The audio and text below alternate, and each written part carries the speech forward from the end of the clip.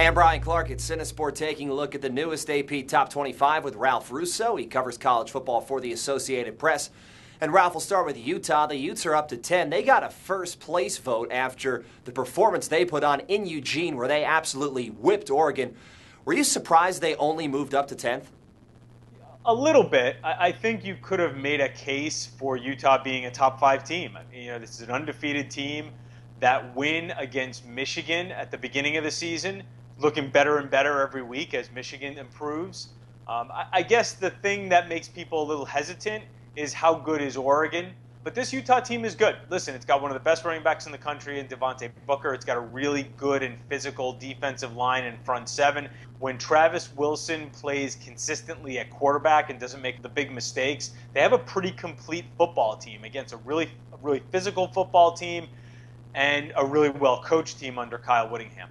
And you mentioned the question, how good is Oregon? They did not look good on Saturday night. They fell out of the top 25 for the first time since 2009. Is it as simple as, okay, Marcus Mariota's not there anymore and he was really good, or are there deeper issues with that program?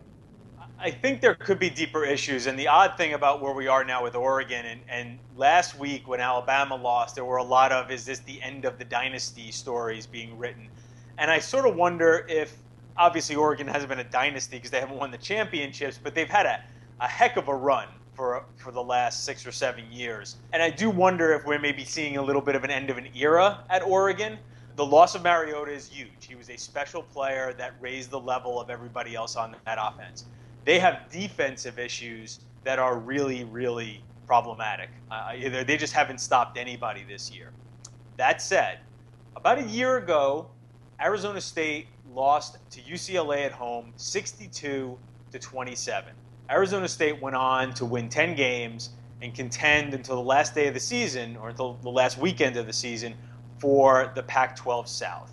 So what I would say is, if Oregon can get Vernon Adams back healthy, do something to patch up that defense, I'm just hesitant to define a team by its worst day so early in the season. And then finally, 2 teams back in the top 25, 2 big names we haven't seen there in a while. Michigan up to 22 after that win over BYU at home, and Florida won a wild one at home against Tennessee. They're 25th. Just a case of baby steps for some programs under first-year head coaches with more expected down the road? Yeah, the funny thing, I think Florida is clearly a little ahead of schedule. Great win against Tennessee. Nice win against Kentucky, though. We've gotten used to Florida winning those games. I still wonder offensively if there's a ceiling on Florida, but the East is very winnable in the SEC. So maybe the Gators are on their way to about a 9 or 10 win season. It wouldn't be shocking. As for Michigan, very steady improvement, and again, it tends to all go back to who you played and what do we think of who you played. Well, if we think a lot of Utah, Michigan played pretty well against Utah in that first game under Harbaugh. Again, kept the game close. Michigan's making some solid steps, and we're starting to look at those games against Michigan State and Ohio State and think, maybe the Wolverines can do something here. That's something interesting to look for down the road. Big weekend ahead, too. We can talk about that as the week goes on. Whole lot going on as we move towards October. Ralph Russo of the AP. Thanks, Ralph.